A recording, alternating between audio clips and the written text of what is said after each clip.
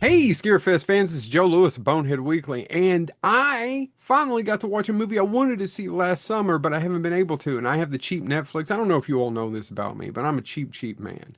And I actually don't like spending money on ridiculous things if I don't have to, unless it's something clearly behind me that's ridiculous, except for Stay Puft. That was a gift. Sony finally lifted their thing on Netflix where you can watch some of the movies because if you have the cheaper version with the ads, you don't get some of the Sony films. Well, anyway, I finally got to watch Until Dawn. Until Dawn came out last summer. It's directed by David Sandberg, who directed like Lights Out, one of the Annabelle films, also directed the two Shazam films, which I really liked the first Shazam movie. I wanted to see it, looked cool, based on a video game. I've never played the video game. Finally, I get to watch it last weekend, and I got through it in a couple of minutes. In the first 10, 15, I got through it in a couple of viewings, I should say. And in the first 10 or 15 minutes of it, I was just grinding my head. These kids, they've got problems. They're in a car trip. They're going to a house somewhere in the woods looking for a sister, cousin, something. Oh, God, I have to sit through this crap again, and it doesn't get any better. And then finally, the mass killer shows up, and then I can't tell you what happens next. And then something flips, and then I go, "Oh, well, now the movie's interesting." Not because of the mass killer showing up, but because of the movie.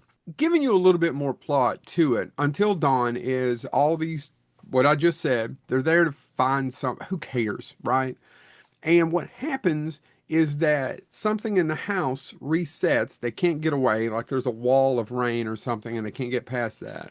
And it resets, and they kind of have to Groundhog Day live things over again. Now, this has been played out in numerous other movies, so it's slightly interesting. And like I said, you all have made play the video game and love it.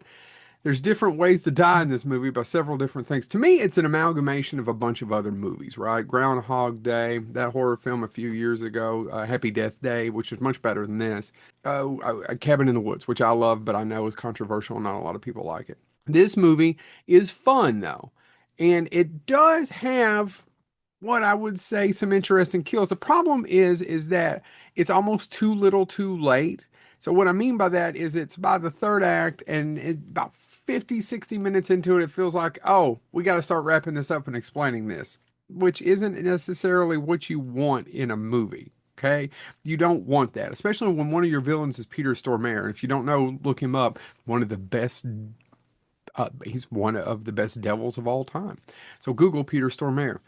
I enjoyed the movie. It's not terrible. If you have Netflix, definitely check out Until Dawn. Like, I apologize that I'm a year later finally getting to it, but I just wasn't going to pay to see it. And I can see it in the theater, and I just don't. Paying to rent on demand, I just don't know why I don't do it, but I don't do it. Check it out. It's got a lot of cool kills in it. It's not terrible. Don't invest too much of your time. I still highly recommend David Sandberg's other film called The First Shazam. That's actually his best movie for me, what I've seen. But check out Until Dawn on Netflix if you're into kind of Groundhog Day, different people getting murdered different ways. Just my big problem is that last part of, oh, we got to wrap all this up and the nonsensical reasons of why it worked, or none of it makes any sense. So don't even pretend, don't even try, don't even think about it too much. None of it makes any sense. This has been Joe Lewis, Bonehead Weekly. Check out Until Dawn on Netflix. Boom, boom, boom.